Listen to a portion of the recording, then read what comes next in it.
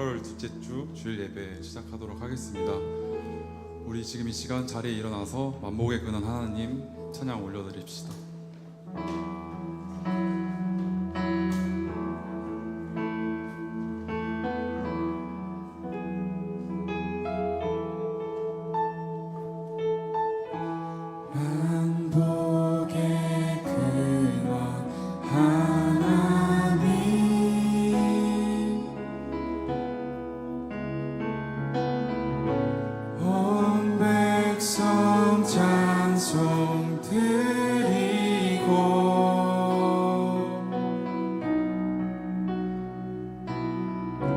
저 천사여 찬송하세.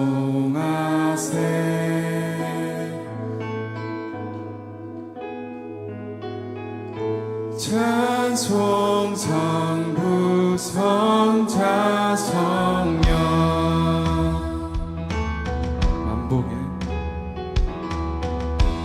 만복의 근원 하나님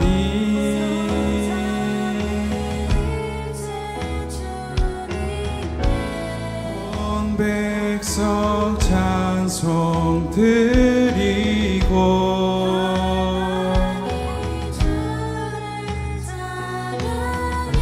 저 천사여 찬송하세.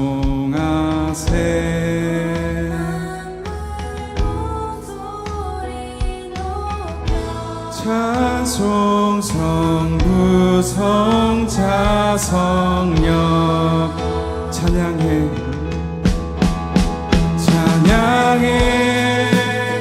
광대하신 삼위의 하나님 크고 가까우신 자비의 하나님 공고한 사역 기뻐하라. 찬양해 언약의 주 선하신 하나님 주께로 피하는 복 있는 자들아 그 입술로 주 찬송하라. 찬양해 광대하신 삼위의 하나님 크고 가까우신 자비의 하나님 공고한 자여 기뻐하라. 찬양해 언약의 주 선하신 하나님 주께로 피하는 복 있는 자들아 그 입술로 주 찬송하라.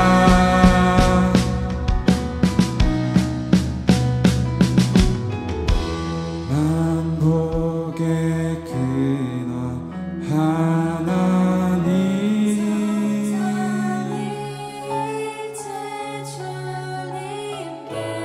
온 백성 찬송 드리고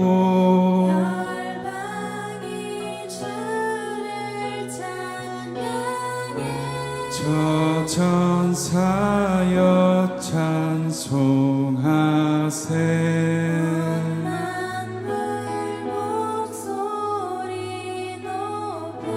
찬송 성부 성자 성령. 우리 이 시간 사도신경으로 우리 신앙을 고백하겠습니다. 사랑하는 청년 여러분, 여러분은 하나님을 믿으십니까?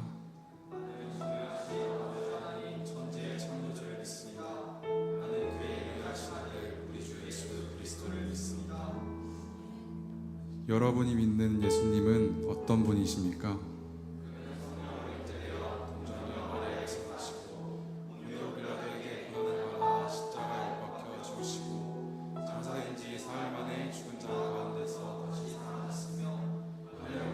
전능하신 아버지 하나님 편한 자이시다가 그로부터 사망의 자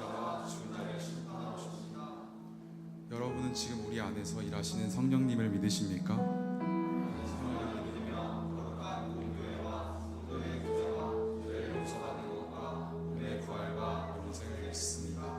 아멘. 우리 이 시간 다 함께 박수치며 찬양했으면 좋겠습니다.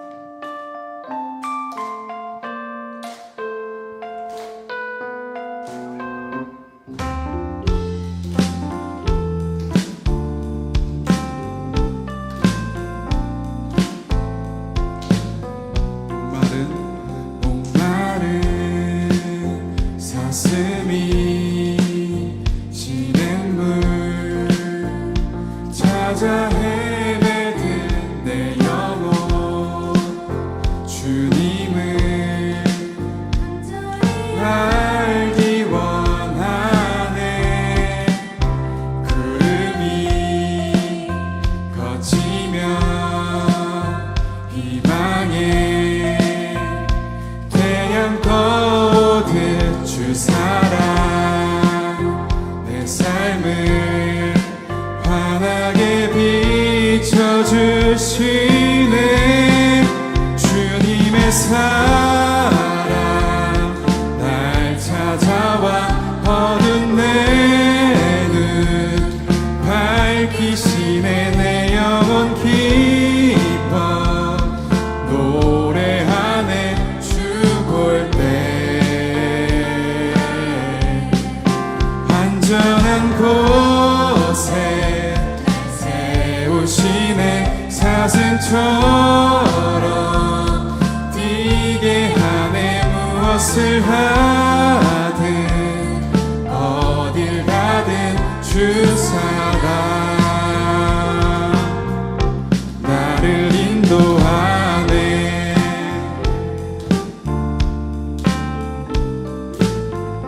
계속해서 찬양합시다. 날보다 일보다 중심을 원하시는 주 난 이제 주님만 사랑하게 하소서. 먼 날 주 앞에 서는 날 주께 말하리. 사는 날 동안에 주님만 사랑했다고 세상이 줄 수 없는 사랑 내 맘 고독지게 하네. 주 곁에 날 이끄소서. 오 주님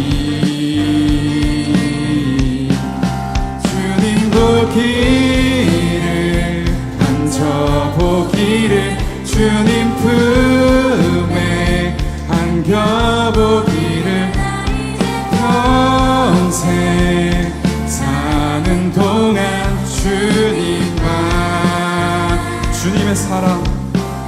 주님의 사랑 날 찾아와 어두운 내 눈 밝히시네. 내 영혼 기뻐 노래하네. 주 볼 때 안전한 곳에 날 세우시네. 사슴처럼 뛰게 하네. 무엇을 하든 어딜 가든 주 사랑 세상이 줄 수 없는 사랑 내 맘 고독지게 하네.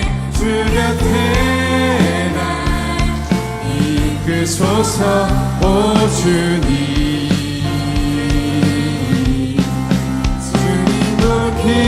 보기를 만져보기를 주님 품에 안겨보기를 나 이제 평생 사는 동안 주님만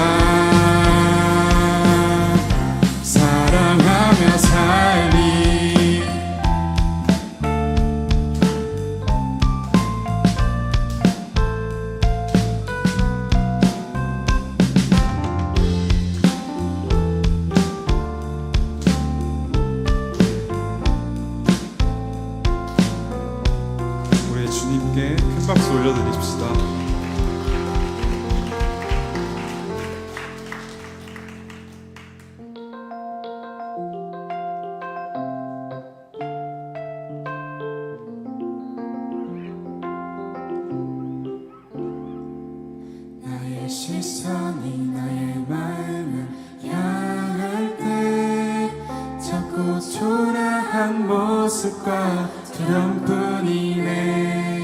나의 시선을 당신께 돌릴 때 비로소 내 맘 평안해.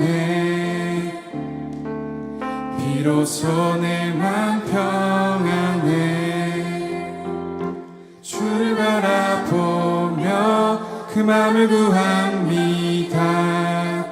나의 모든 것 다 품으신 주님의 사랑, 나의 생각보다 더 크신 주님의 계획, 그 앞에 내 삶 드립니다. 주님께 내 삶 드립니다.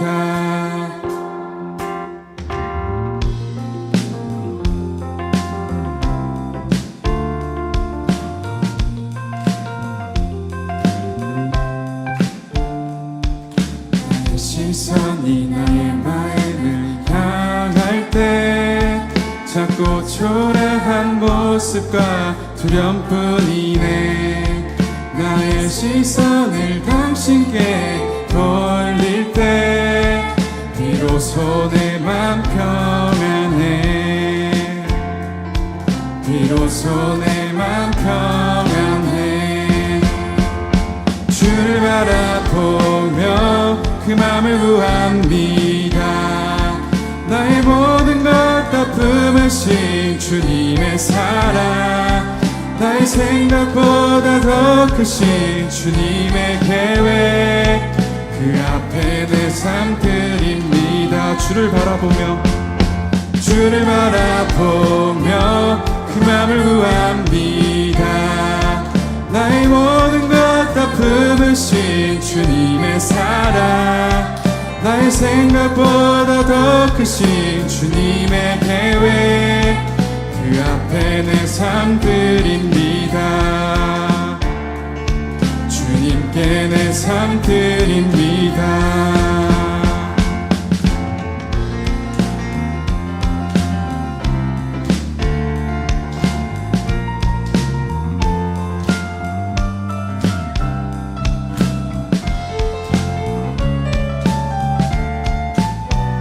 계속해서 찬양합시다. 주를 바라보며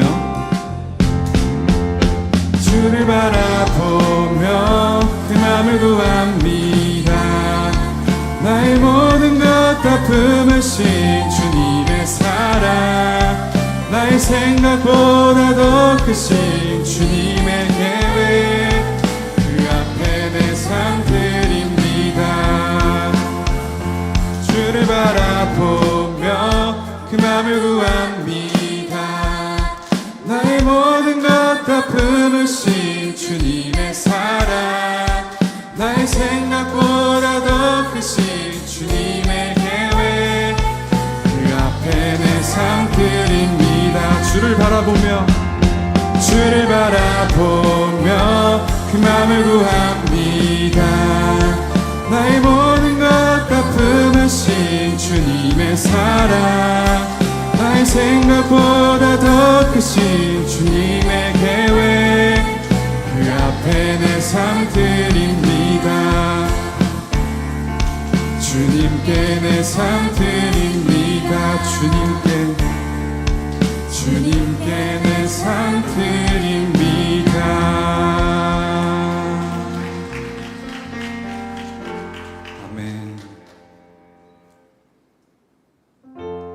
한 사람 그리고 한 사람 모여서 주님을 노래해.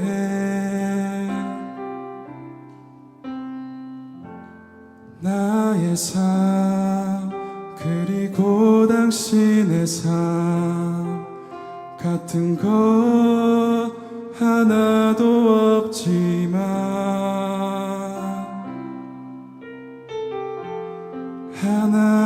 하나님을 향한 우리의 마음이 하나됨을 느끼고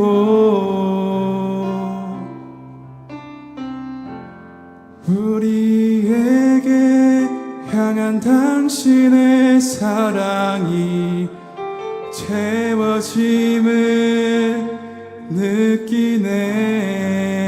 하나님의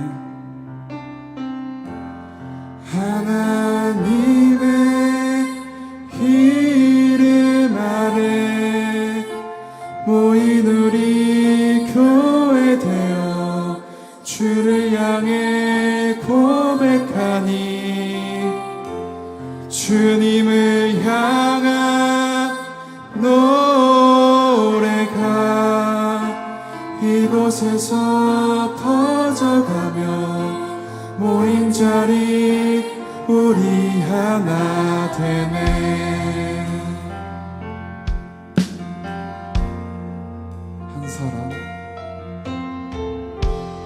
한 사람 그리고 한 사람 모여서 주님을 노래해. 나의 삶 그리고 당신의 삶 같은 것 하나도 없지만 하나님을 향한 우리의 마음이 하나 됨을 느끼고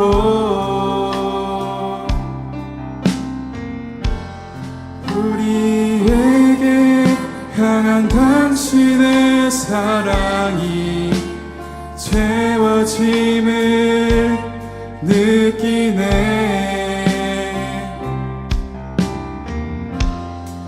하나님의 이름 아래 모인 우리 교회 되어 주를 향해 고백하니 주님을 향한 노래가 이곳에서 퍼져가며 모인 자리 우리 하나 되네. 하나님의 이름 아래 모인 우리 교회 되어 주를 향해 고백하니 주님을 향한 노래가 이곳에서 퍼져가며 모인 자리 우리 하나 되네. 고백합니다. 나의 연약한 마음 사랑합니다. 나의 진심을 다해 주를 향한 이곳에 모두 손 높이 들고 하나님을 찬양합시다.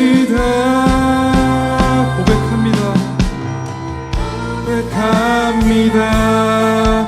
나의 연약한 마음 사랑합니다. 나의 진심을 다해 주를 향한 이곳에 모두 손 높이 들고 하나님을 찬양합시다.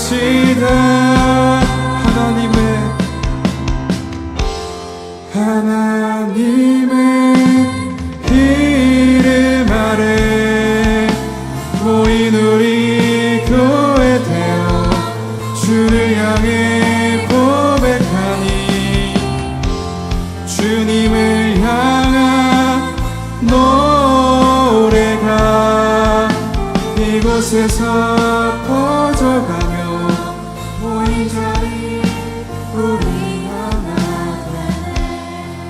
우리의 목소리로 찬양합시다.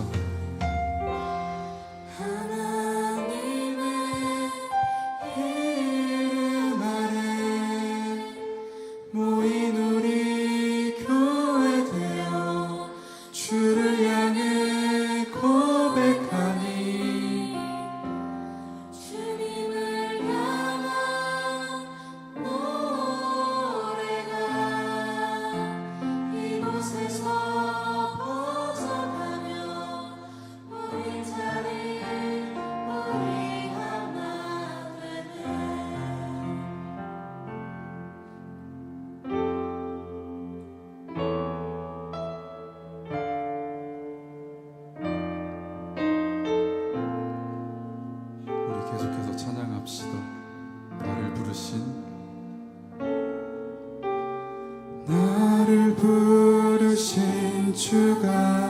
이루어 주시네.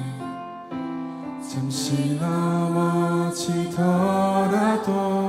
붙잡아 주시네. 나의 걸어가는 길 늘 동행하시네.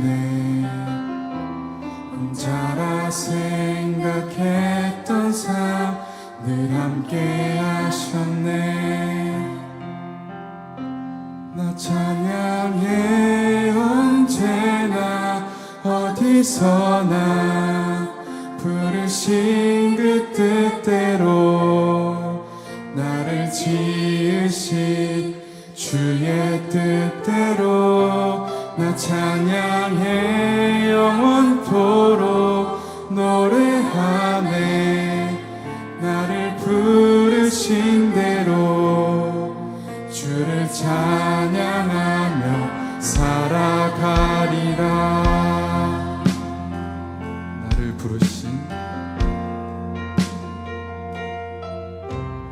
나를 부르신 주가 이루어 주시네. 잠시 넘어지더라도 붙잡아 주시네. 나의 걸어가는 길 늘 동행하시네. 혼자라 생각했던 삶 늘 함께 하셨네. 나를 부르신 주가 이루어 주시네. 잠시 넘어지더라도 붙잡아 주시네. 나의 걸어가는 길 늘 동행하시네. 혼자라 생각했던 삶 늘 함께 하셨네. 나 찬양해 언제나 어디서나 부르신 그 뜻대로 나를 지으신 주의 뜻대로 나 찬양해 영원토록 노래하네. 나를 부르신 대로 주를 찬양하며 살아가리라. 나 찬양해 언제나 어디서나 부르신 그 뜻대로 나를 지으신 주의 뜻대로 나 찬양해 영원토록 노래하네. 나를 부르신 대로 주를 찬양하며 마지막으로 우리의 목소리로 찬양합시다. 나 찬양해 언제나 어디서나 부르신 그 뜻대로 나를 지으신 주의 뜻대로 나 찬양해 영원토록 노래하네. 나를 부르신 대로 주를 찬양하며 살아가리라.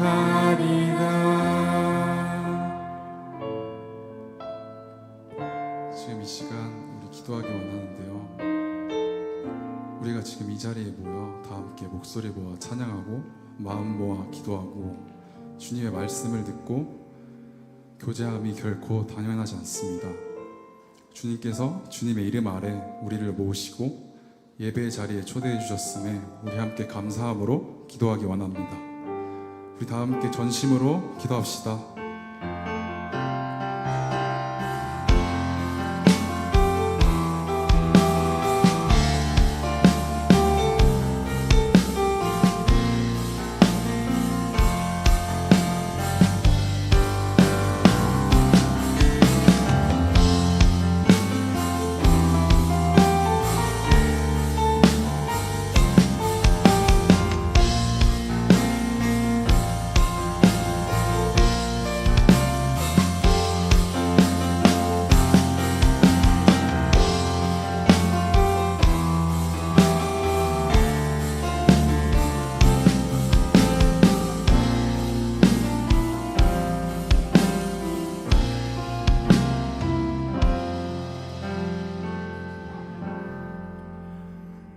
기도드리겠습니다. 사랑이 많으신 하나님 아버지, 오늘도 하나님을 만나고자 하는 지체들과 함께 기도드립니다. 이번 한 주도 세상 속에서 각자의 자리를 지키며 삶을 살아나갔습니다. 그런 가운데 저의 욕심으로 넘어질 때도 있었고 하나님의 의를 보이지 못할 때도 있었습니다. 그러나 그런 과정을 통해 저희의 연약함과 죄성을 다시 보게 됩니다. 매일매일 하나님께서 주시는 새로운 양식을 갈구하게 됩니다.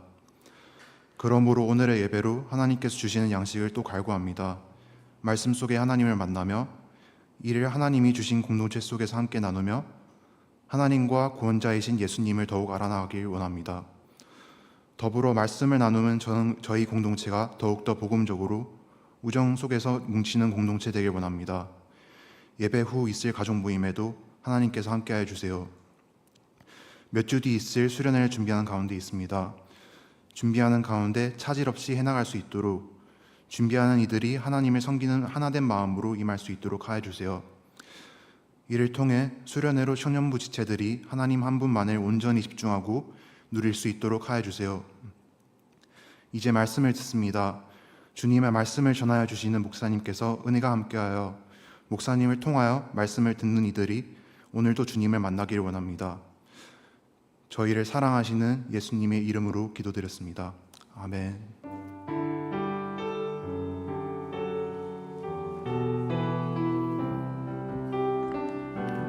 마음을 다해 찬양하겠습니다. 오늘 이 자리에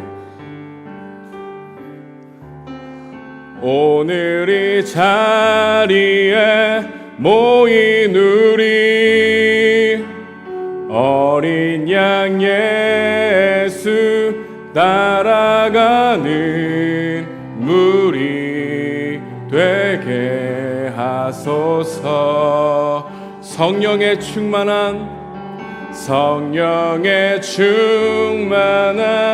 임재 안에 어둡던 우리는 밝아져서 주를 보게 하소서.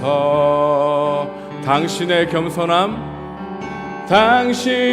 겸손함, 당신의 거룩함, 당신의 정직함 우리에게 보이사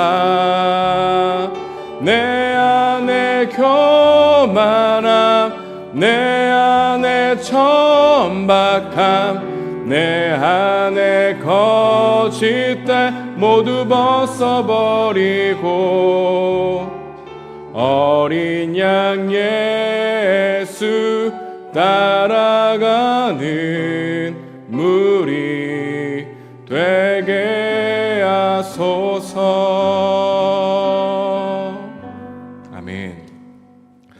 오늘 선포될 하나님 말씀은 시편입니다. 우리 시편 8편 1절에서 9절까지 말씀 우리 함께 하나님 말씀 함께 교독하겠습니다. 하나님 말씀 받들어 읽겠습니다. 여호와 우리 주여, 주의 이름이 온 땅에 어찌 그리 아름다운지요. 주의 영광이 하늘을 덮었나이다. 주의 대적으로 말미암아 어린아이들과 젖먹이들의 입으로 권능을 세우시며 이는 원수들과 보복자들을 잠잠하게 하려 하심이니이다. 주의 손가락으로 만드신 주의 하늘과 주께서 베풀어 주신 달과 별들을 내가 보니 사람이 무엇이기에 주께서 그를 생각하시며 인자가 무엇이기에 주께서 그를 돌보시나이까. 그를 하나님보다 조금 못하게 하시고 영화와 종기로 관을 씌우셨나이다. 주의 손으로 만드신 것을 다스리게 하시고 만물을 그의 발 아래에 두셨으니 곧 모든 소와 양과 들짐승이며 다 함께 공중의 새와 바다와 물고기와 바닷길에 다니는 것이니이다. 우리 9절 함께 읽겠습니다. 시작. 여호와 우리 주여, 주의 이름이 온 땅에 어찌 그리 아름다운지요. 아멘. 감사합니다. 사람이 무엇이기에 라는 제목으로 시편의 사람이라는 제목으로 우리 담임 목사님께서 말씀 전해 주시겠습니다.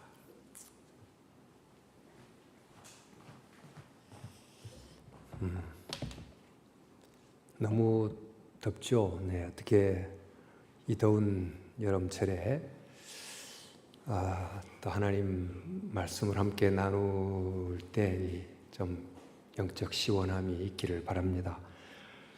오늘 제목은 사람이 무엇이기에인데 기도하는 사람, 기도에 대해서 좀 말씀을 나누려고 합니다.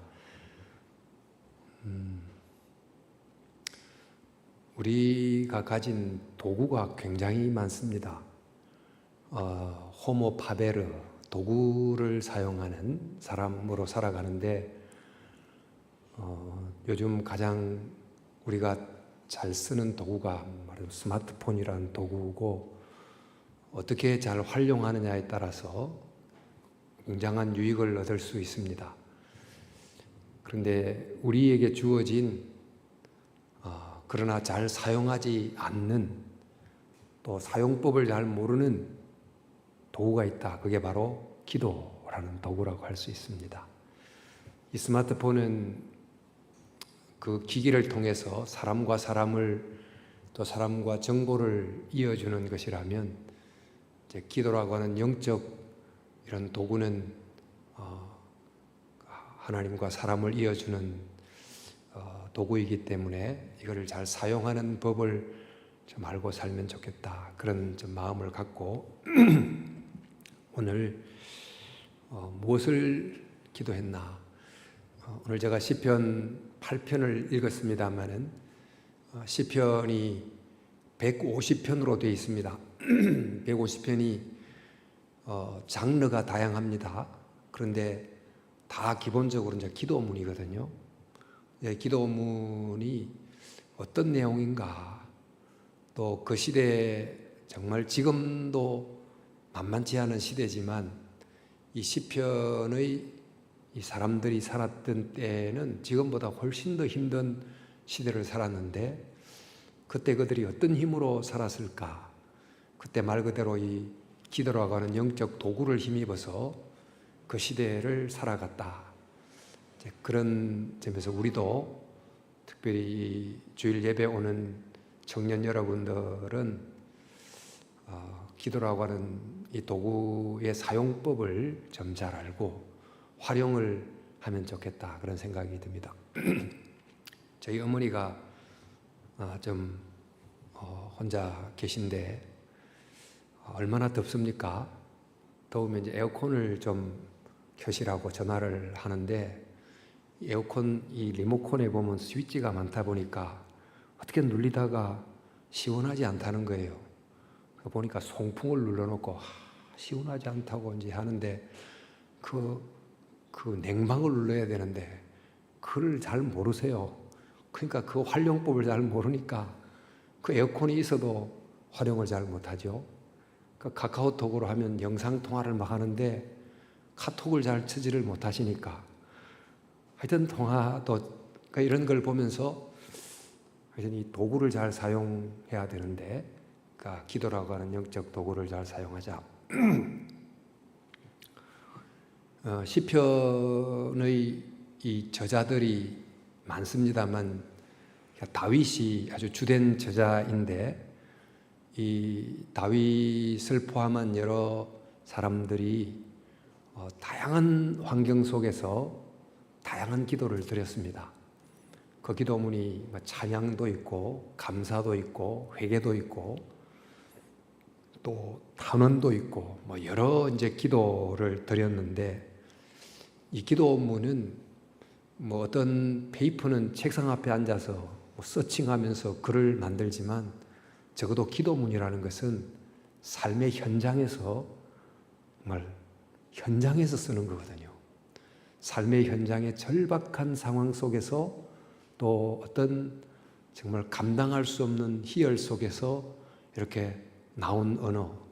그러니까 말하자면 이제 바다에서 물고기를 잡아 올리면 펄떡펄떡 물고기가 뛰는 것처럼 현실이라는 곳에 건져 올린 펄떡펄떡 뛰는 언어로 만드는 기도문이라고 할 수 있습니다.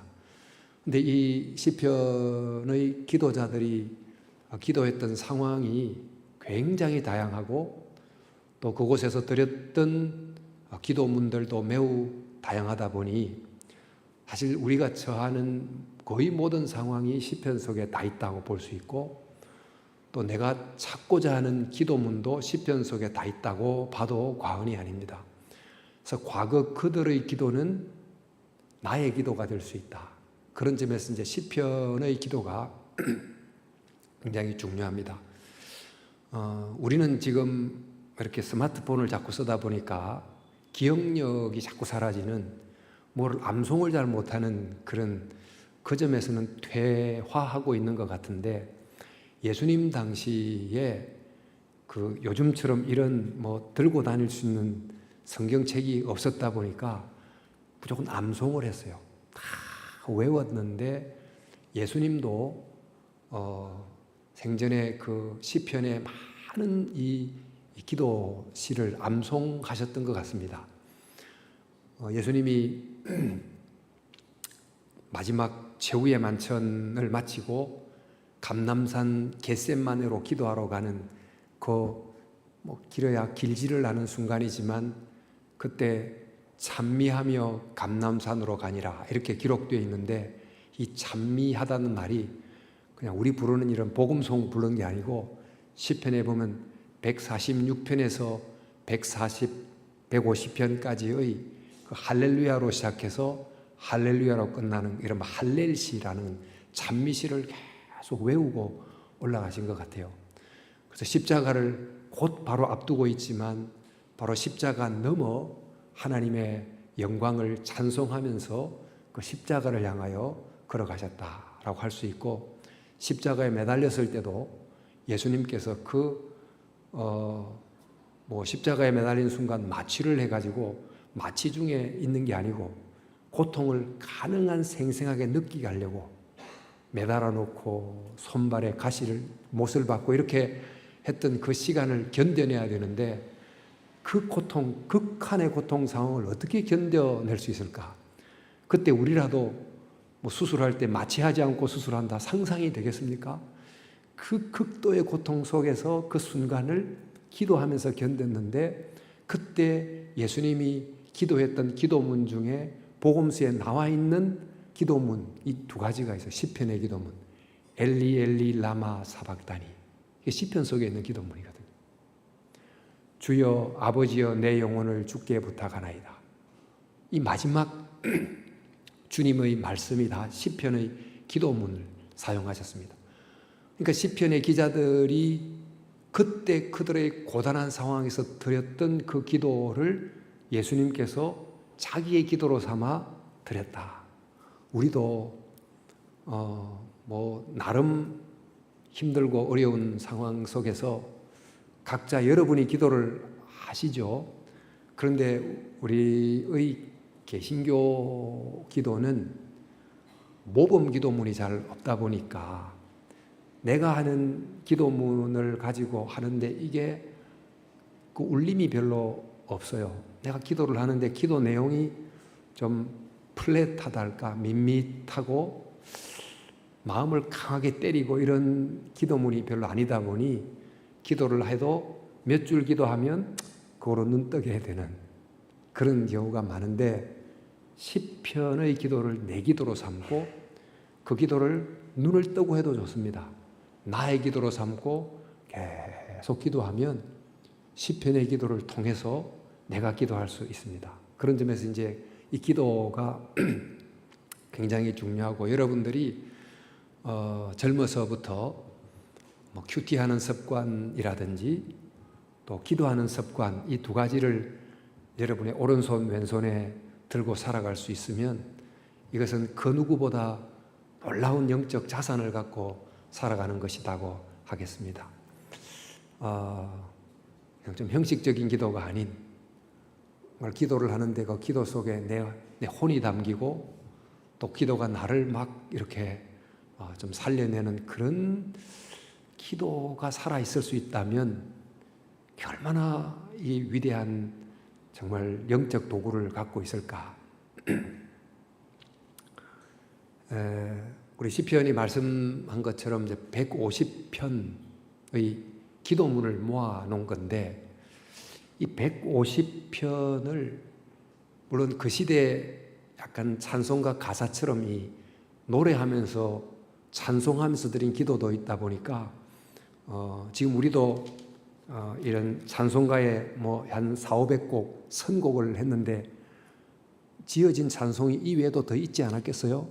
그러나 이제 우리 한국 찬송가 공회가 막 수만 곡 중에 수백 곡을 이렇게 선곡을 해서 우리 한국 교인들이 부를 수 있는 대표 찬송을 이렇게 모아놓은 것처럼 150편만 있었던 게 아니고 훨씬 더 많은 기도문이 있었지만 그 중에 150편을 모아서 앞으로 하나님 믿는 사람들이 이 150편을 통해서 기도할 수 있도록 이렇게 가이드를 준 거죠. 근데 이 시편을 150편을 무작위로 모아가지고 그냥 쭉 이렇게 배열한 게 아니고 그 시편을 뭔가 의도를 가지고 배열해 놨어요. 그러니까 나름 질서를 가지고 150편을 배열해 놨는데 이 시편을 자세히 보면 각각의 시편이 보면 그 말인 것 같이 느껴져요. 거의 비슷비슷한데 자세히 보면 이 시편이 좀 질서 있게 배열이 돼 있고 이 질서 있는 배열을 통해서 책을 150편 시편 전체를 원북 한 권이 돼서 우리에게 말하려고 하는 메시지가 있어요. 이제 이것을 알고 시편 각각을 읽어내면 굉장히 도움이 됩니다. 여기는 그 박목을 시인이라고 여러분 혹시나 아시는지 모르겠는데 뭐 좀 오래된 옛날 시인인데 저희 교회 한 이제 소천하셨습니다. 한 분 집사님이 그 유명한 박목을 시인의 동생이세요. 그분이 계셔가지고 제게 선물을 하나 줬는데 박목을 시 전집을 주셨어요. 진짜 이만합니다. 그분이 평생 썼던 시를 전부 모아놨는데 보통 이제 시가 연대기별로 이렇게 기록이 되어 있습니다만 그 시들을 이렇게 지금 시편 경우는 다윗 시만 있는 게 아니고 여러 사람들의 시를 모아놓았는데 이걸 나름 이제 배열을 해놓은 거죠. 근데 어떻게 배열을 했나 보면 서론 1권, 2권, 3권, 4권, 5권, 결론 이렇게 이제 배열이 돼 있어요. 그러니까 시편을 5권으로 이제 나눈 것은 그러니까 시편이 가진 권위를 좀 인정하기 위함인데 구약 성경에서 가장 권위 있는 책이 모세오경입니다. 그걸 이른바 율법이라고 말하기도 합니다. 율법 혹은 이제 모세오경. 그러니까 모세를 통해서 하나님이 주신 말씀이죠. 이게 이제 5권입니다. 그걸 5경이죠. 근데 그와 같이 이 다윗의 시는 다윗을 포함한 여러 기도자들이 모세오경은 하나님이 모세를 통해서 하늘로부터 우리에게 주어진 말씀이라면 이 시편은 이 삶을 살아가는 기도자들이 현실에서 하나님에게 올려드린 말씀이에요. 그러니까 하나님의 입에서 나온 말씀이 있고 사람의 입에서 하나님께 올라간 말이 있어요. 근데 이 다윗을 중심으로 한 많은 사람들이 올려드린 이 150편을 5권으로 나누면서 모세 오경처럼 다윗 오경이라는 것을 통해서 하나님께 가는 사다리를 삼아라 이런 의도를 가지고 있습니다. 그런데 이제 이 5권이 각각 시대적 배경이 있습니다만은 1권, 2권은 다윗 왕조 시기를 주로 배경으로 하고 있고 3권은 바벨론 포로 시기를 배경으로 하고 있고 4권은 출애굽 시기를 배경으로 하고 있는데 여러분 이스라엘 연대를 하면 다윗 왕조가 형성되고 망하잖아요. 바벨론 포로가 되어가죠.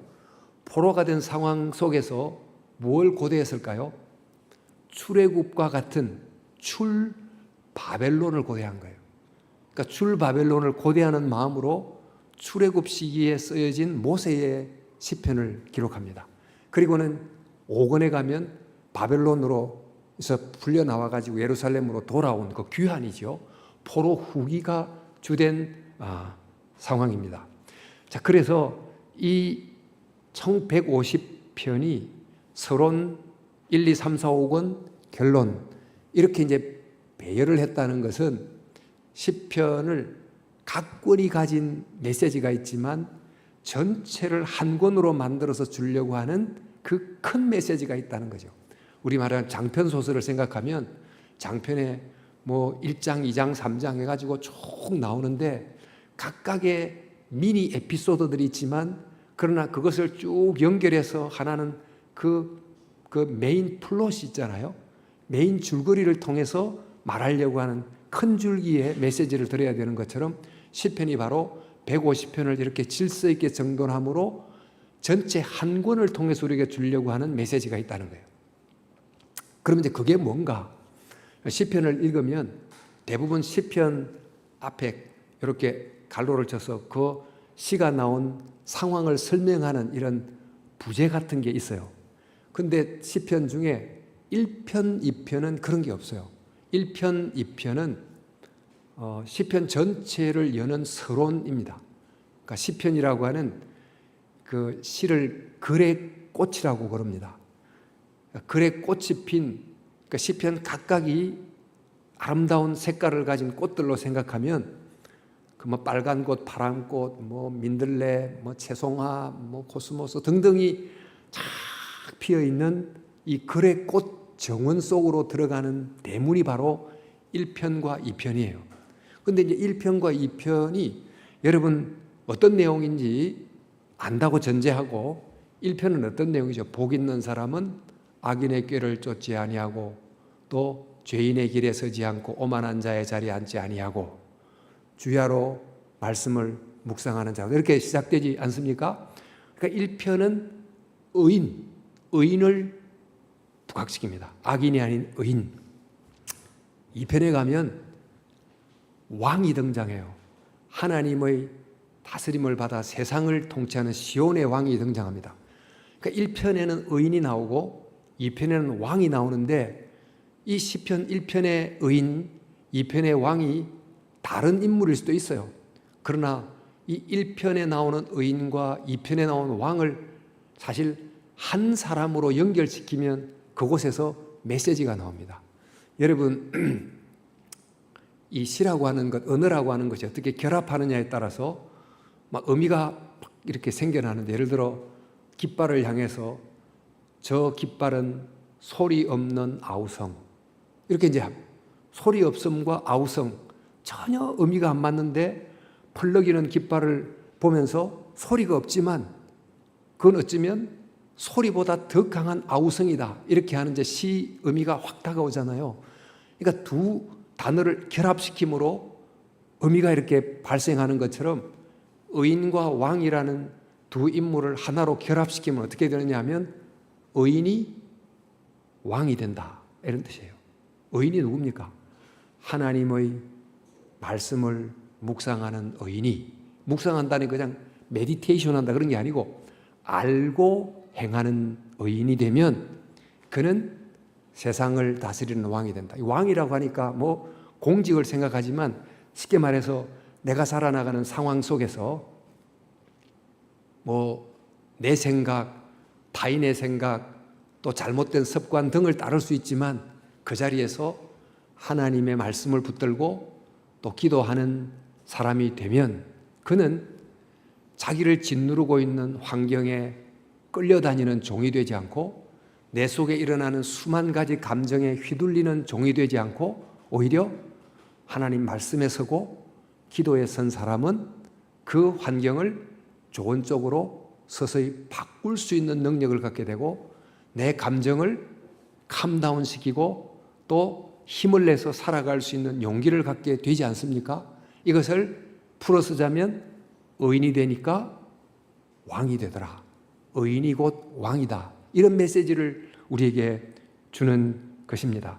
이걸 또 풀어 쓰자면 의인은 도덕적으로 100% 의롭다 해서 의인이 아니고 성경이 말하는 의인은 올바른 관계라는 뜻인데 하나님과의 올바른 관계 속에 서 있는 사람은 지금 내가 살면서 나와의 자아관이 막 자존감이 흔들리고 나와의 관계, 타인과의 불편한 관계, 세상의 뒤틀린 관계 속에 살면서도 그는 나와의 관계를 개선해가고 타인과의 관계를 회복해가고 세상의 뒤틀린 관계를 풀어가는 사람이 된다.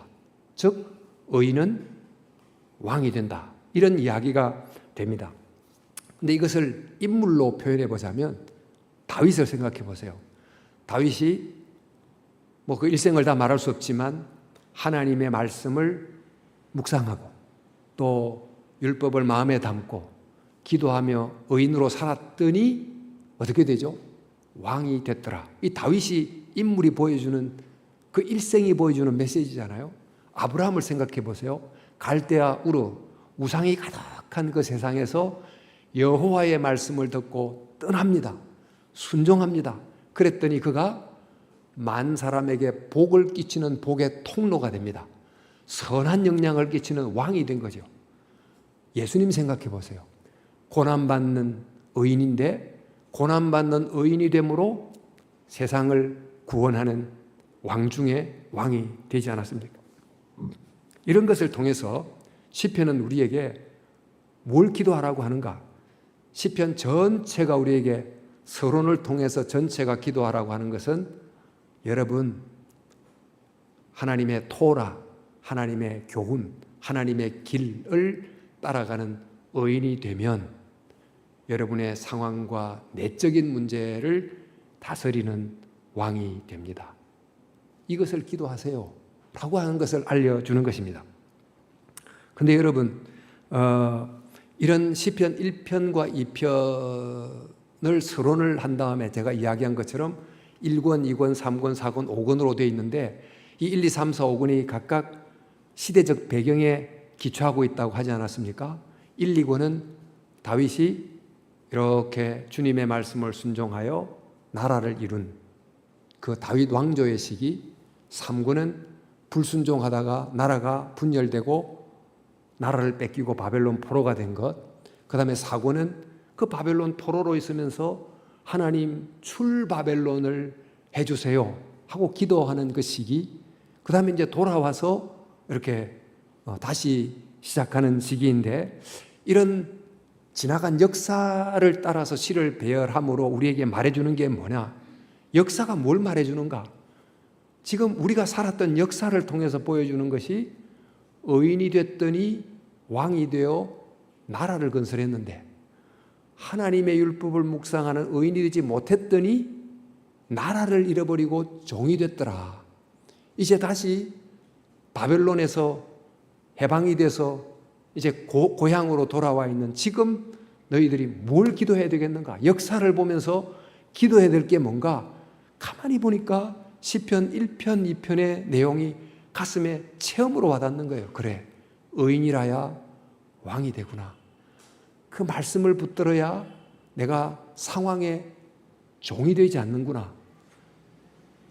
주님의 뜻을 붙들어야 정말 이 케이오스 같은 현실에 지배를 당하지 않는구나 라는 것을 깨닫고 기도하게 된 것입니다. 그런데 이런 시편이 1, 2편을 통해서 서론이 말해주는 것과 또 시편의 1, 2, 3, 4, 5권이라고 하는 전체의 이 배열이 말해주는 바가 이 메시지인데 이 메시지는 예수님이 가르친 주기도문과 매우 닮아 있어요. 주기도문이 어떻게 되어 있습니까? 주기도문은 총 7가지 간구가 되어 있어요.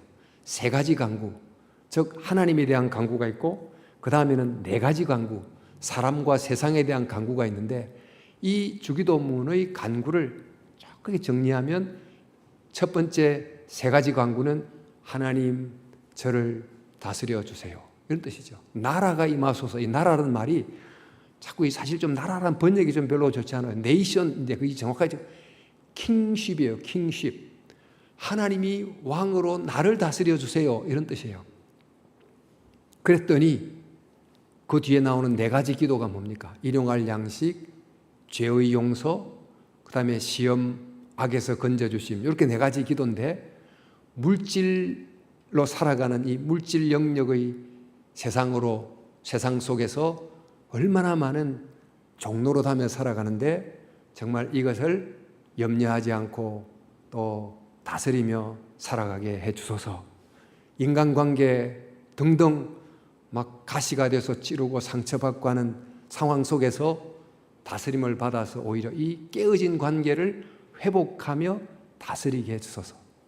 시험이 많아서 뭐 걸려 넘어지게 되는 그 temptation, 이 시험을 오히려 트라이얼, 딛고 올라서는 계단이 되게 해주소서. 걸림돌을 디딤돌로 만들게 해주소서. 악을 선으로 만드는 승리가 있게 해주소서. 이런 기도인 거죠. 그러니까 하나님 우리를 다스려 주세요. 그리하여 우리가 우리의 삶의 영역을 다스리며 살게 해주세요. 이 말을 시편 오늘 읽었던 것에 따르면 하나님 의인이 되게 해주세요. 그리하여 왕이 되게 해주세요. 이런 기도와 연결되어 있다는 것을 깨닫게 되죠. 그래서 이제 시편을 읽으면서 바로 이런 그 기도가 계속 이렇게 저변에 주된 멜로디로 이렇게 깔려 있어요. 이제 그것을 우리가 이제 알 수 있는데, 오늘 제가 이제 있던 시편 8편을 한번 좀 생각해 보면, 여호와 우리 주여, 주의 이름이 온 땅에 어찌 아름다운지요. 이게 이제 첫 번째 절이고, 마지막 절이 여호와 우리 주여, 주의 이름이 온 땅에 어찌 그리 아름다운지요.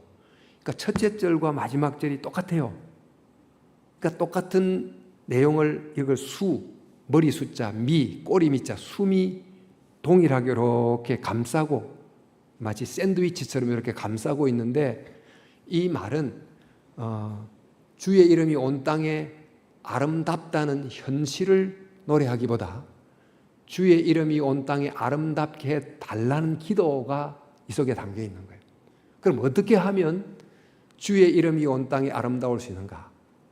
이제 그것이 시편 8편의 중간에 이제 나옵니다만, 우선 이제 시 감상이라 생각하고 한번 조금 제가 분석해서 살펴보자면, 8편 2절에 주의 대적으로 말미암아 어린아이들과 젖먹이들의 입으로 권능을 세우시며 이는 원수들과 보복자들을 잠잠하게 하려 하십니다. 이걸 좀 띄워놓아 보면 어린아이들과 젖먹이, 원수와 보복자들 두 대조되는 그룹 사람들이 등장하죠. 그러니까 어린아이와 젖먹이들이 입으로 뭐를 말합니다. 원수와 보복자들이 잠잠하다. 이 말은 그들도 입으로 뭐를 말해요. 어린아이와 젖먹이들이 입으로 말하는 내용이 얼마나 가냘프고 여리고 약하고 그렇겠어요. 그런데 이 원수와 보복자들은 고함치고 소리치고 고압지게 이렇게 말하지 않겠습니까? 그런데 성경에 어린아이와 젖먹이의 입에서 나오는 소리가 원수와 보복자들의 입에서 나오는 소리를 잠재우는 권능을 가지게 됐다. 이렇게 노래하는 거예요. 어떻게 해서 어린아이와 젖먹이의 입에서 나오는 이 유약하고 연약한 소리가 그 원수와 보복자들의 거친 소리를 잠재우게 됐나? 그들의 입에 뭐가 있었을까요? 말하면 그들의 입에 하나님의 진리의 말씀이 있었고 그들의 입에 기도가 있었다는 거예요. 이 어린아이와 젖먹이는 스스로를 보호할 수 없는, 또 어떻게 기도할 수밖에 없는 이 연약한 사람, 사실 이런 사람들을 대변할 텐데, 그들이 비록 매우 연약하고 유약한 어린아이와 젖먹이와 같은 사람이라 할지라도 그들이 진리의 말씀을 붙들면, 또 하나님께 기도하게 되면 바로 그들의 입에서 나오는 그 소리는 정말 권능이 없는 소리가 아니고 하나님을 움직이게 하고 원수와 보복자들의 입을 잠잠케 만드는 권능이 있는 소리가 된다. 이걸 통해서 지금 시편 8편이 그러므로 여러분, 지금 여러분이 어린아이와 같습니까? 여러분이 젖먹이와 같습니까? 그렇게 너무 힘없고 어렵고 불안해합니까? 그럴 때 뭘 해야 됩니까? 뭘 구해야 됩니까? 하는 것을 알려주고 있어요. 이 간단한 이 대조적인 상징을 통해서. 그 다음에 또 이제 또 한편의 대조가 뭐냐면, 주의 손가락으로 만드신 주의 하늘과 주께서 베풀어 두신 달과 별들을 내가 보니 사람이 무엇이간데 주께서 그를 생각하시며 인자가 무엇이기에 주께서 그를 돌보시나. 이렇게 돼 있잖아요. 여기도 보니까 지금 한 사람이 하늘을 쳐다보고 있어요. 하늘에 달과 별들이 있습니다. 즉 거대한 우주 앞에 그 우주를 바라보는, 우주에 비하자면 먼지 한 톨 같은 인간이 딱 서 있는 거예요. 근데 이 인간이 어떤 존재냐? 사람이 무엇이간데, 이 사람을 히브리어 원어로 에노시라고 하는데, 에노시란 말은 인간의 필멸성, 정말 유한하고 곧 사라져버릴 입김과 같은 풀의 꽃과 같은 존재임을 강조할 때 쓰는 단어가 에노시예요. 사람, 에노시가 도대체 어떤 존재이길래. 그 다음에 또 인자, 인자는 사람의 아들이잖아요. 그 벤 아담인데 그 아담이란 말이 어디서 나왔습니까? 아다마에서 나왔어요. 아다마. 아다마가 흙이란 뜻이거든요. 흙에서 나온 존재를 이름하여 아담 이렇게 붙였으니까 흙으로 만들어진 보잘것없는 존재. 그러니까 사람과 인자란 말은 우주 앞에 섰을 때 정말 미물과 같은 존재임을 이렇게 우주와 인간 이렇게 대조하면서 이제 강조해 주고 있는데 바로 그 인간 머리 위에 하나님께서 존귀와 영화로 관을 씌웠다. 왕관을 씌워줬어요. 즉 왕의 권세를 행사할 수 있는 권위를 허락해 주신 거예요. 그러니까 시편 8편 여기에 보니까 아주 정말 비천한 존재, 한없이 유한하고 먼지와 같은 존재와 함께 매우 존귀한 존재, 이 두 역설적인 모습이 인간 속에 동시에 존재한다는 거죠. 그럼 어떻게 하면 이 비천하고 유한한 존재가 존귀한 존재가 될 수 있는가? 이 왕과 같은 존재로서 이 파스칼의 비유를 따르면 우리는 흔들리는 갈대와 같아서 바람 하나에 휘청휘청 넘어가는 그런 갈대이지만 어떻게 그런 내게 부는 바람을 오히려 다스리는 영화와 종기로 관을 씌운 왕관의 사람이 될 수 있는가? 그걸 뭘 이야기합니까? 하나님이 너희를 흙으로 만들었지만 너희들을 향하여 하나님의 권세를 준 왕관을 씌웠다. 그러니까 하나님의 그 우리를 향한 다스림을 내가 온전히 받아들이면 바로 그것이 나로 하여금 왕의 권세를 갖고 행동할 수 있는 존재가 되게 한다라는 이야기를 하는 것입니다. 그래서 시편 8편은 뭘 우리에게 기도하고 있는가? 어린아이와 젖먹이라 할지라도 그의 입에 기도를 두고 율법을 두면 또 우주 앞에 아무것도 아닌 먼지와 같은 존재이지만 하나님이 씌워주신 그 다스림을 받는 왕관을 쓰면 우리는 다스릴 수 있다. 의인이 되면 왕이 될 수 있다. 그러므로 지금 상황이 어떠하든지 그 모든 상황에서 뭐 여러 가지 기도를 드릴 수 있지만 하나님 아버지 저를 당신의 말씀으로 당신의 자비로 당신의 은혜로 저를 채워주소서. 주님 저는 부족한데 주님의 다스림을 잘 받고 순종하며 살게 해주소서. 그러면 바로 그 사람은 어린아이와 같아 보이지만 원수와 보복자를 이길 수 있고 그 사람은 비천한 존재 같지만 존귀한 존재가 될 수 있다. 이걸 통해서 뭘 기도하라고 가르치나 이걸 우리에게 알려주는 것입니다.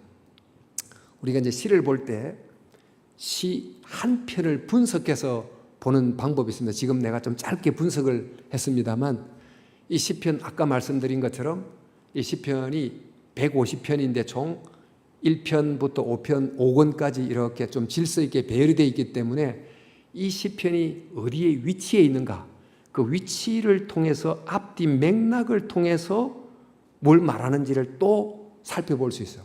맥락이 중요합니다. 그 맥락 말하니까 지금 뭐 카멜라 해리스가 코코넛 트리 뭐 갑자기 여러분 그 밈 아시죠? 잘 모르시나? 자기 엄마가 딸에게 너희는 코코넛 나무에서 떨어진 줄 아느냐? 하고 이제 했는데 엉뚱한 소리 같지만 그 맥락이 없이 존재하는 인간이 없다. 그런 의미라고 하여 어쨌건 이제 하다 보니 하여튼 맥락 속에서 시편 8편을 보면 어떻게 되는가? 아까 했잖아요. 1편, 2편은 서론이라 그랬고 3편부터 쭉 시작이 되는데 3편이 어떻게 시작되는가 하면 여호와여 나의 대적이 어찌 그리 많은지요 나를 치는 자가 많으니이다 이렇게 시작이 되고 이 1권 안에 중요한 묶음으로 또 돼 있어요. 시들이 그 첫 번째 묶음에 그 내용이 14편까지인데 14편은 어리석은 자는 그의 마음에 이르기를 하나님이 없다 하는도다. 그들은 부패하고 그 행실이 가증하니 선을 행하는 자가 없도다. 지금 이 나의 대적이 어찌 그리 많은지요 에서 어리석은 자가 중요한 요직에 와서 다스리는 그런 현실 앞에 서 있는 이런 상황을 지금 겪고 있는 것입니다. 근데 이 3편과 14편 제가 2편만 언급했지만 4편, 5편, 6편, 7편, 8편을 빼고 9, 10, 11, 12, 13이 전부가 다 어떤 내용이냐면 이렇게 되어 있어요.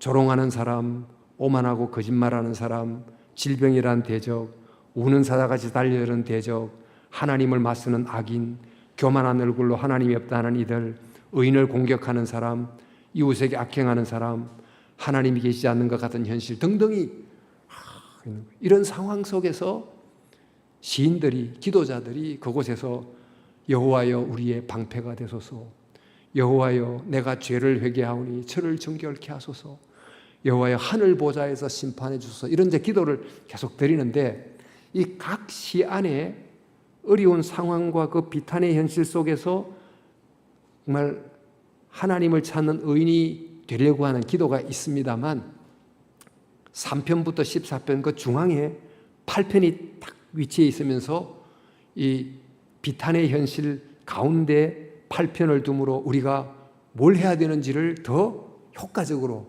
우리에게 커뮤니케이션 해 줍니다. 우리가 본 것처럼 비록 지금 이런 현실 속에서 여러분 어린아이와 같고 젖먹이와 같으시죠? 여러분은 정말 유한하고 비천한 존재와 같으시지요? 그러나 여러분의 입에 말씀을 두시고 기도를 두십시오. 여러분이 지금 이곳에서 그분의 통치와 다스림을 받으십시오. 이렇게 가르쳐주고 있습니다. 자, 그러면 여러분 어떻게 하는 것이 다스림을 받는 건가? 또 그분의 말씀을 내 입에 두는 의인이 되는 건가를 조금 더 구체적으로 좀 설명해 보자면 지금 미래가 매우 불투명하고 좀 어려운 상황입니다. 이럴 때 하나님을 의지하고 소망을 두고 끝까지 포기하지 않는 것, 이게 이른바 이제 다스림을 받는 것에 해당이 될 테고, 또 내가 죄를 지으면 그때 하나님 앞에 철저히 참회하고 동시에 내가 잘못함으로 상처받은 이에게 가서 사과하고 하는 것이 다스림을 받는 거예요.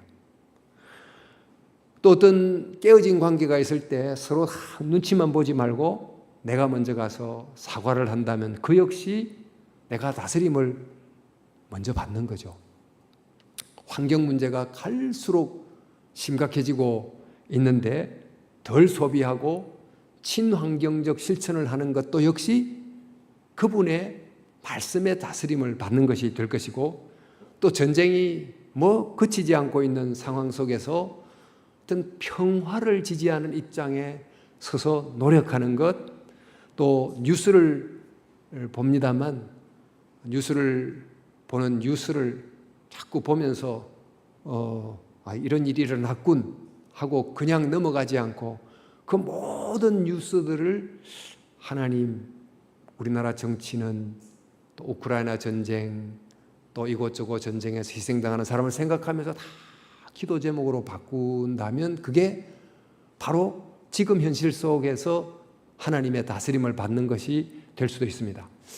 지금 우리나라도 그렇고 좀 미국만 해도 두 진영이 팽팽하게 거의 5대5로 이렇게 한마디로 갈라져 있는 거죠. 상식을 이야기해도 자기 견해에 갇혔기 때문에 들리지 않습니다.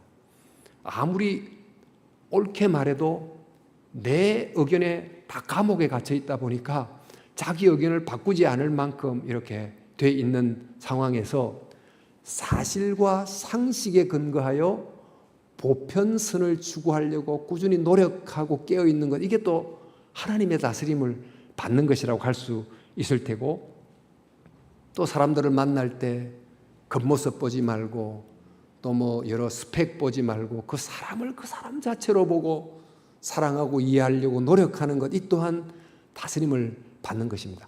이렇게 하면 어떻게 될까요? 이렇게 하면 그 사람은 기존 상황에 끌려다니는 종이 되지 않습니다. 주어진 현실을 점점 악화하는 데 기여하는 세상의 종이 되지 않습니다. 이렇게 다스림을 받으면 그 사람은 기존 현실을 하나님의 뜻에 맞게 조금씩 바꾸어가는, 즉 지배당하지 않고 변화시키는 왕의 역할을 하게 된다는 거죠. 또 이렇게 하면 우리 속에 일어나는 수많은 감정들, 불안하고 염려하고 괴롭고 힘든 많은 감정들에 끌려다니지 않고 오히려 그 감정을 적절히 통제하고 이것을 바꾸고 순화시키고 할 수 있게 된다는 것입니다.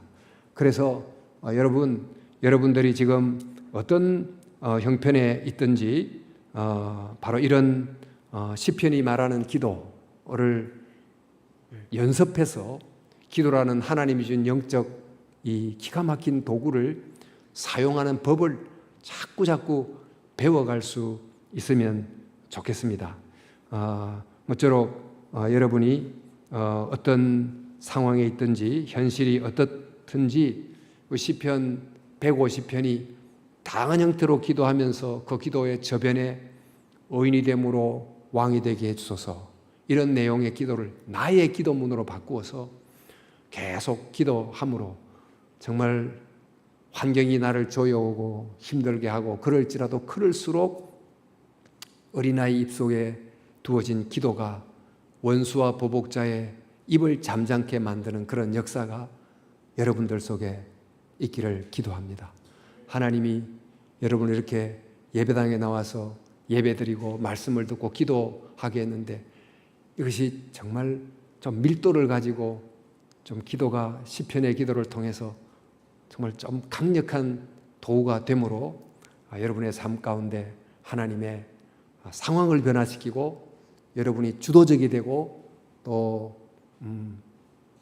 여러 힘든 감정을 충분히 이겨내고 또 자라가고 하는 그런 정말 의인이 됨으로 왕 같은 존재로 살아가는 청년 여러분들이 다 될 수 있기를 주님의 이름으로 축원합니다. 제가 한번 기도하겠습니다. 하나님 아버지, 우리가 사는 이 현실이 참 시편 많은 기도자들이 기도했던 것 같은 힘든 상황입니다. 이럴 때 그들이 또 기도를 통해서 그 상황을 통과했고 또 변화시켜 갔듯이 오늘 우리 시대의 청년들이 바로 그런 기도자로서 이 일을 잘 감당하도록 힘주시기를 주님께 기도합니다. 아버지, 우리 청년들을 축복하시고 주여 붙들어 주시고 또 시편 속에 있는 놀라운 영성이 또 시편 속에서 걸어나온 사람처럼 이 현실 속에 시편의 사람으로 기도의 사람으로 걸어갈 수 있도록, 그리하여 상황이 어떻든지 이것을 왕으로 다스리는 그런 신앙의 은혜를 허락해 주시기를 간절히 원합니다.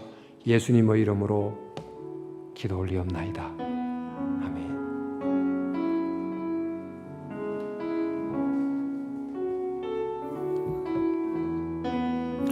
다 함께 찬양하겠습니다. 주님 말씀하시면 함께 찬양함으로 헌금을 봉헌하겠습니다.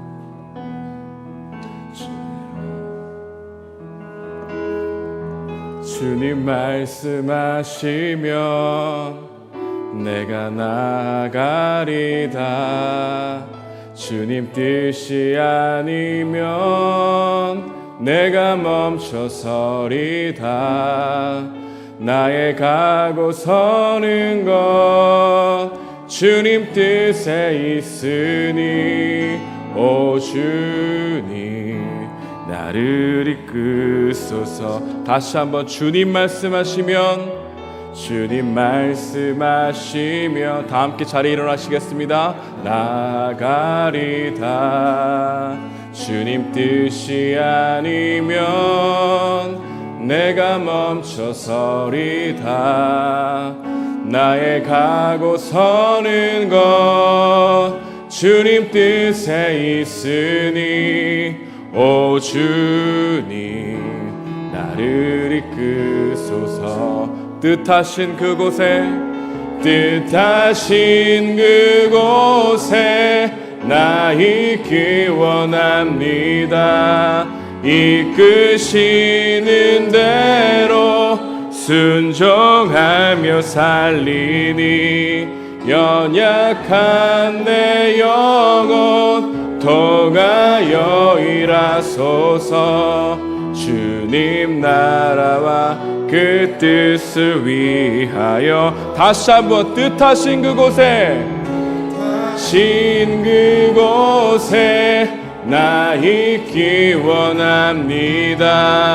이끄시는 대로 순종하며 살리니 연약한 내 영혼 통하여 일하소서. 주님 나라와 그 뜻을 위하여 오 주님 나를 이끄소서.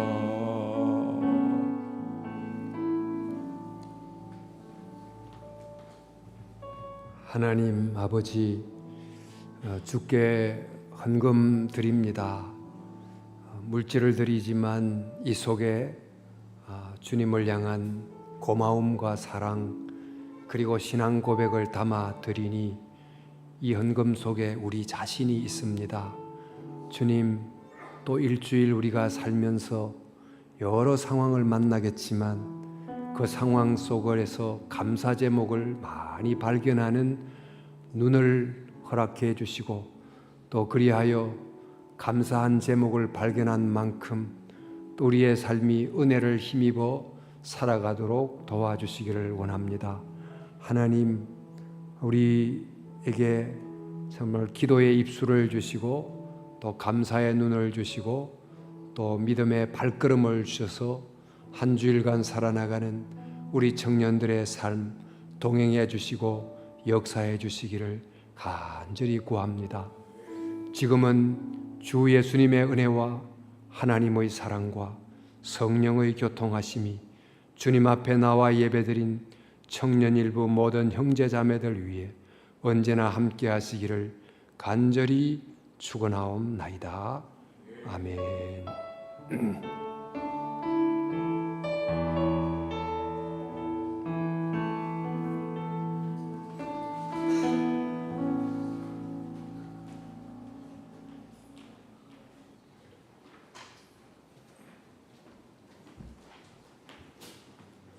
안녕하세요. 청년일부 주일 광고 시작할게요.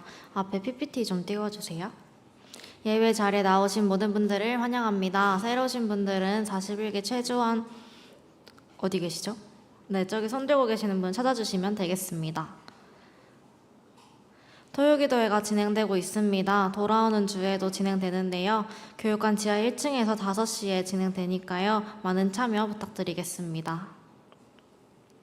수련회 준비위원회 오늘 회의 있습니다. 가족모임 이후 5시부터 교육관 지하 1층에서 진행되니까요. 시간 기억하시고 꼭 5시까지 참석해 주시면 되겠습니다. 각 팀별로 한 명씩은 꼭 참석을 해주시기 바랍니다. 네, 그리고 정말 예쁜 PPT죠. 저희 기획팀 하은이가 만들어줬는데요. 여름 수련회 관련된 내용을 여러분들께 소개해드리기 위해서 설명을 드리려고 해요. 그 주제는 흔들려도 다시 복음으로 삶을 해석해라입니다. 다음 넘겨주시면요. 네, 수련회 일정 나와 있고요. 아래 집합 시간이 있는데 원래 기존에는 11시에 모여서 점심 식사를 하고 출발을 했었어요. 근데 이번에는 점심 식사가 제공되지 않아서 각자 점심을 드시고 12시 출발이니까 넉넉하게 11시에서 12시 사이에 오시면 되겠습니다. 네, 부분참 그 셔틀버스 표고요. 후발대 셔틀버스는 이거 외에는 따로 운영은 하지 않습니다. 그렇기 때문에 이 셔틀버스 시간 맞춰서 잘 와주시고요. 부분참 톡방은 19일 월요일에 개설이 될 예정이에요. 그래서 그때 만약에 일정이 변동되셨으면 저에게 말씀해 주시면 되겠습니다. 네, 그리고 수련회 회비는 다음과 같고요. 전참의 경우 5만 원, 그 다음 4만 원, 3만 원, 2만 원 이렇게 나와 있습니다. 그리고 회비의 경우에는 현금으로는 받지 않고요. 계좌이체만 가능하니까요. 수련회장 오셔서 계좌이체 해주시면 되겠습니다. 수련회 준비물이고요. 준비물 중에 텀블러가 가장 중요한데요. 저희가 종이컵이나 물을 따로 많이 챙기지 않을 예정이에요. 그래서 수련회장에 있는 정수기를 사용을 해야 돼서 각자 텀블러는 꼭 필수 지참해서 가지고 오시면 되겠습니다. 네, 그리고 추가 신청을 하고 싶거나 일정이 변경되셨으면 저에게 연락을 주시거나 목사님께 연락을 주시면 작성 가능한 구글 폼을 드릴 예정이에요. 그래서 변동사항이 있는 경우에는 그 구글 폼에 작성을 해서 제출을 해주시면 저희가 반영을 해드릴 예정이니까요. 참고 부탁드리겠습니다. 네, 다음 장 넘겨주시면 컬러풀하죠. 저희 청년일보 체육대회가 9월 22일에 진행이 될 예정이에요. 근데 저희가 9월 둘째 주부터 총회 준비위원회를 시작을 할 예정이어서 대표진 내에서 체육대회를 준비하기가 조금 힘든 부분이 있어서 준비팀을 모집을 하려고 합니다. 그래서 다음 주 주일이죠. 18일까지 저에게 말씀을 해주시거나 가족장을 통해서 말씀을 해주시면 되시고요.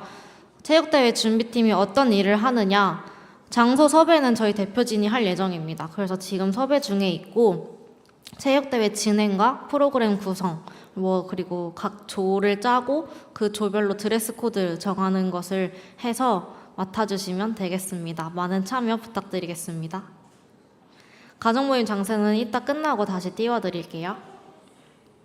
그럼 인사하고 마칠게요. 다음 주에 만나요. 안녕.